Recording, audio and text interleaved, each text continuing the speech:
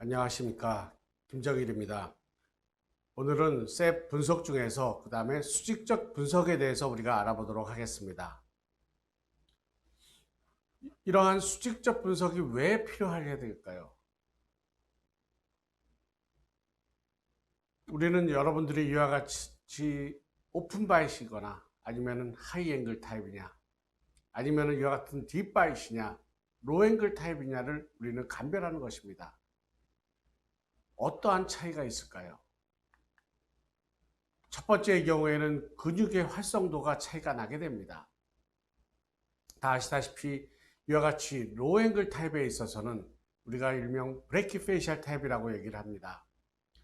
이런 경우에 있어서는 맨디블라 프레인 앵글 자체도 평탄하겠죠? 작겠죠? 이런 경우에 있어서는 상대적으로 강한 교근을 가지고 있고 그 다음에 이런 교근의 방향도 또한 수직적인 방향을 띠게 됩니다. 이에 반해 얼굴이 긴 애들인 경우에 있어서는 이와 같이 맨디블라 프레인 앵글이 값이 크게 됩니다. 이런 경우에 있어서는 상대적으로 약한 근육을 가지게 되고 또한 근육의 방향 자체도 이와 같이 사선의 방향을 가지게 됩니다. 또한 두 번째의 경우에는 구치의 위치를 이제 평가를 해야만 되겠죠. 이와 같이 얼굴이 동그란 경우, 로앵글 타입, 하이퍼 다이버전트 페이셜 패턴인 경우에 있어서는 구치가 후방에 위치를 하게 됩니다. 이런 경우에 있어서는 구치는 근육의 지배하에 있게만 될 것입니다. 이에 반해 상대적으로 얼굴이 긴 얼굴에서는 롱페이스 또는 하이앵글 타입인 경우에 있어서는 구치가 상대적으로 전방에 위치를 합니다. 즉 구치는 근육과 멀리 떨어져 있게 되는 것입니다. 그래서 근육의 지배를 덜 받게 되는 것을 의미하겠죠. 그래서 이와 같이 하이앵글 오픈바이시냐 아니면 로앵글 오픈 딥바이시냐, 그래서 머슬의 액티비티가 차이가 날 것이고, 그래서 하이앵글 오픈바이에서는 약한 근육을 가지게 되고 그 다음에 로앵글 딥바이스에서는 강한 근육을 가지게 됩니다. 또한 이와 같이 로앵글 딥바이스인 경우에 있어서는 근육이 하악의 구치에 영향을 미치기 때문에 치아 이동이 쉽지가 않게 됩니다. 이에 반해 하이앵글 오픈바이에서는 근육이 하악의 구치들의 영향을 미치지 않기 때문에 치아 이동이 용이하게 됩니다. 그래서 일반적으로 우리는 수직적인 분석을 사용할 때 이와 같이 맨디블라 프레인 앵글을 가지고 평가를 하게 됩니다. 그림에서와 같이 이와 같이 얼굴이 긴 애들, 얼굴이 동그란 애들은 우리가 각도를 재지 않고서도 하이앵글이냐 로앵글이냐 우리는 알 수가 있게 됩니다. 그래서 우리는 이와 같이 일반적인 상태에 있어서, 일반적인 사람에 있어서 이 환자가 얼굴이 긴 애냐 얼굴이 동그란 애냐를 평가를 해야만 되겠죠. 그래서 얼굴이 동그란 경우에 있어서는 우리가 스켈레탈 딥바이, 그 다음에 얼굴이 긴 경우에 있어서는 스켈레탈 오픈바이시라고 분류할 수 있습니다. 그 다음에 덴탈 딥바이스는 골격은 하이앵글, 얼굴이 길면서 치성으로 딥바이트 된 걸 의미하게 됩니다. 이에 반해 덴탈 오픈바이스는 얼굴은 정상의 얼굴을 가지고 있지만 치성에서 오픈바이시 의미를 하게 될 것입니다. 이와 같은 수직적 분석을 할 때 많은 사람들이 우리는 맨디블라 프레인 앵글을 사용을 합니다. 그래서 SN과 맨디블라 프레인 이런 각도, 그 다음에 FH, 그 다음에 또는 팔라탈 프레인, 오클루잘 프레인이 맨디블라 프레인과 이런 각도를 평가를 하게 됩니다. 그래서 기준선이 되는 게 맨디블라 프레인 앵글이 되겠습니다. 맨디블라 프레인 앵글은 트위드인 경우에 있어서는 하악의 가장 하연의 접선을 이은 선, 그 다음에 스타이너에서는 고니온과 그나시온, 그런데 묘 분석에서는 다운스 분석에 기반을 둡니다. 그래서 다운스 분석에서 하는 것처럼 고니온, 멘툼을 사용을 하게 됩니다. 이때 고니온 포인트는 이와 같이 후방부 레이무스의 접선과 하악의 하연부의 접선을 이룬 점이, 그 다음에 하악에 만나는 점을 고니온이라고 얘기를 하게 되는 것입니다. 이와 같은 수직적 분석에서는 다양한 분석법들이 있습니다. 어떤 사람은 맨디블라 프레앵글, 고니알 앵글, 그다음에 ODI, 팔라토 맨디블라 프레앵글, 엔테리어 페이셜 하이트, Y 액시스, 그다음에 오클루저 맨디블라 프레앵글, 여러 가지 각도들이나 길이를 평가를 할 수가 있게 됩니다. 이 환자를 평가를 해보겠습니다. SN과 맨디블라 프레앵글은 38도, 정상치는 33.7도가 됩니다. FH와 맨디블라 프레앵글은 27도, 정상치는 26도가 됩니다. 팔라토 맨디블라 프레앵글 29도, 정상치는 25.6도가 됩니다.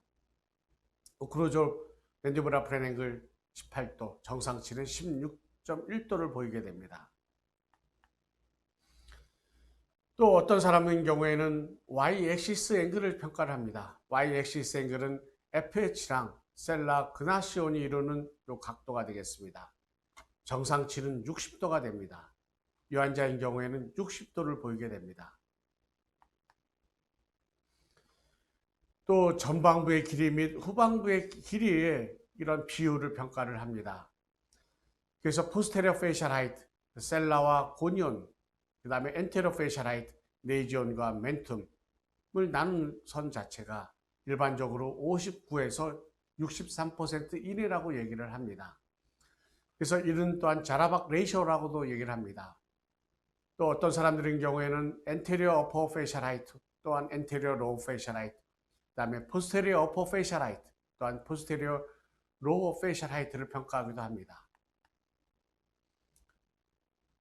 이 환자인 경우에 있어서는 포스테리어 페이셜 하이트 나누기 엔테리어 페이셜 하이트로 보게 되면 58.3%를 보이게 됩니다.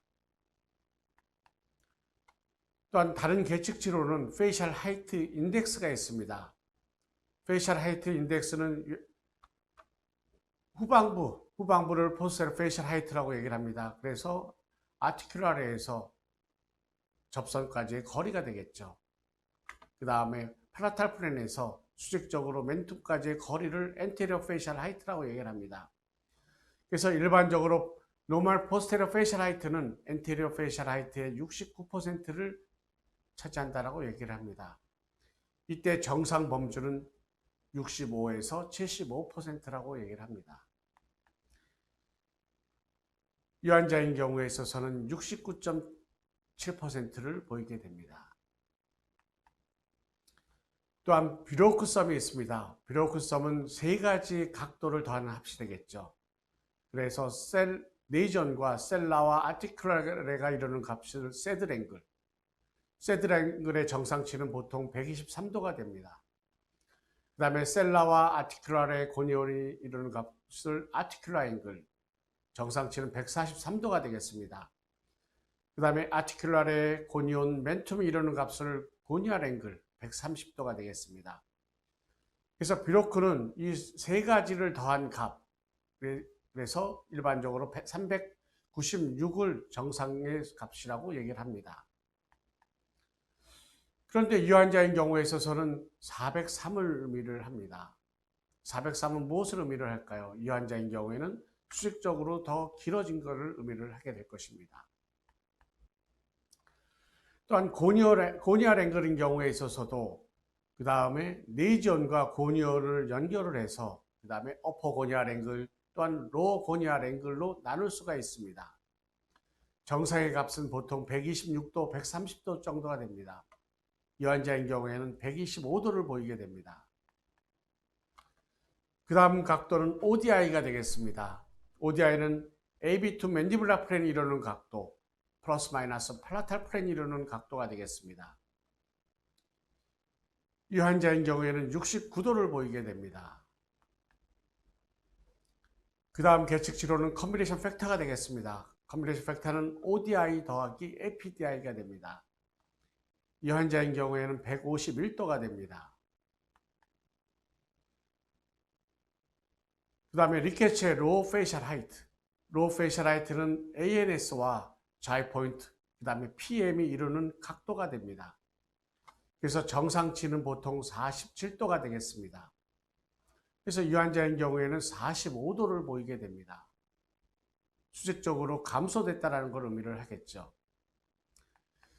이런 로우 페이셜 하이트는 45도, 47도가 정상입니다.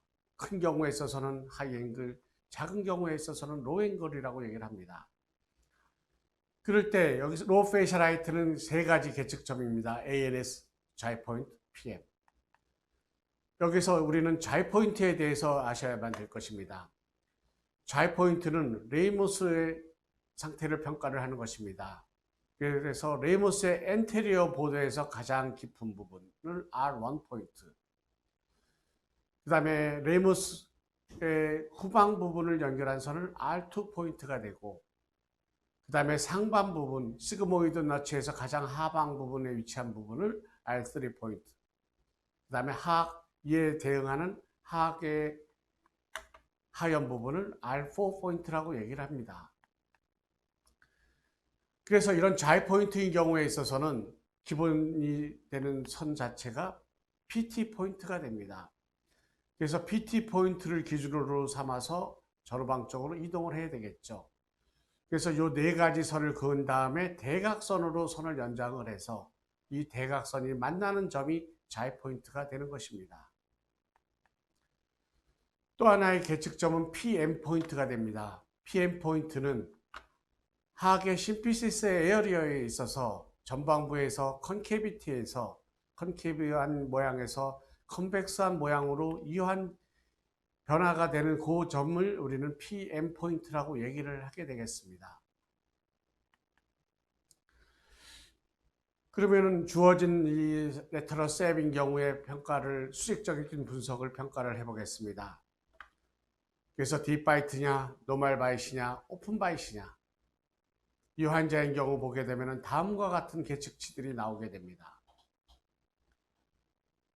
그래서 O라고 표시한 거는 오픈 바이시 되겠죠. SN 맨디블라 프렌 오픈 바이, 그 다음에 팔라토 맨디블라 프렌 오픈 바이, 그 다음에 브로크섬 오픈 바이, 그 다음에 ODI 오픈 바이, 그 다음에 CF 오픈 바이스를 보이게 됩니다.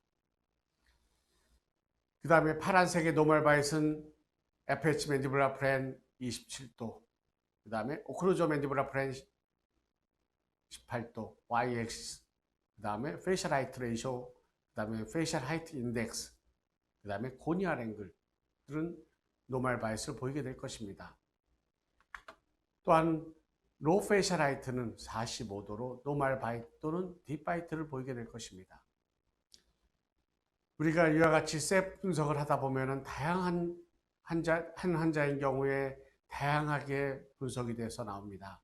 오픈 바이트 계측으로 나올 수도 있고, 그 다음에 딥 바이스로 나올 수 있고, 정상으로 나올 수가 있게 됩니다.